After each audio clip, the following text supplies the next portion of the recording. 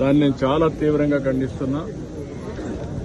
ఒక నాగరిక ప్రపంచం ఎప్పుడు కూడా ఇలాంటివి సమర్థించకూడదు, ఆమోదించడానికి కూడా వీలు లేదు. ఎవరైనా సరే ఆడబిడ్డల జోలికొస్తే అదే చివరి రోజు కావాల్సిన అవసరం ఉంది.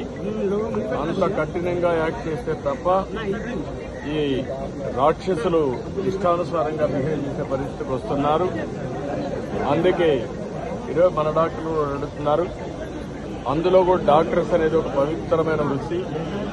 జీవితంలో చాలా సంవత్సరాలు చదువుకుని పర్సనల్ లైఫ్ కానీ కనీసం ఫ్యామిలీ లైఫ్ లేకుండా ప్రజాసేవ కోసం ముందుకు పోతూ ఉంటారు.